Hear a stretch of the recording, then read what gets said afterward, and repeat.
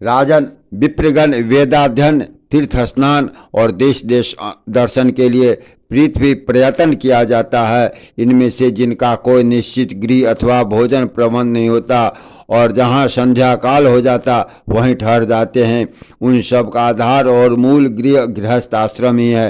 हे राजन, ऐसे लोग जब घर आवें तो उनका कुशल प्रश्न और मधुर वचनों से स्वागत तथा सज्जा, आसन और भोजन के द्वारा उनका यथाशक्ति सत्कार करें।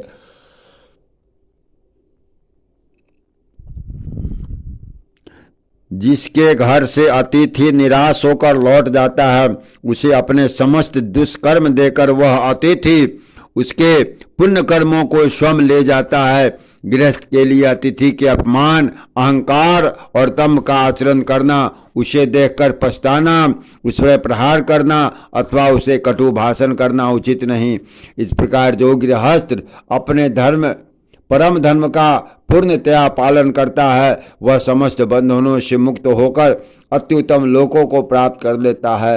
हे राजन, इस प्रकार गृहस्थोचित कार्य करते हुए जिसकी अवस्था ढल गई हो, उस गृहस्थ को उचित है स्त्री को पुत्रों के प्रति सौंपकर अथवा अपने साथ लेकर वन के चला जाए। वहाँ पत्र, मूल, फल आदि का आहार करता हुआ रोम, दाढ़ी, मूछ और जटाओं को धारण कर पृथ्वी पर शयन करें और मुनि वृत्ति का अवलंबन कर सब प्रकार की अतिथि की सेवा करें। उसे चर्म, काष्ठ और कुशाओं से अपना बिछौना और ओढ़ने का वस्त्र बनाना चाहिए। हे नरेश्वर, उस मुनि के लिए त्रिकाल स्नान का विधान है। इस प्रकार देव पूजन, होम, सब अतिथियों का संस्कार, भिक्षा और बलि वैश्वदेव भी उसके विहित कर्म है। हे राजन, वन करते हुए तपस्या में लगे हुए उनके समस्त कर्म हैं।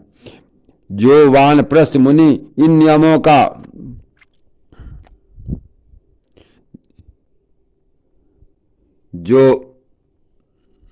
जो वानप्रस्थ मुनि इन नियत कर्मों का आचरण करता है वह अपने समस्त दोषों को अग्नि के समान भस्म कर देता है और नित्य लोकों को ही प्राप्त कर लेता है। जय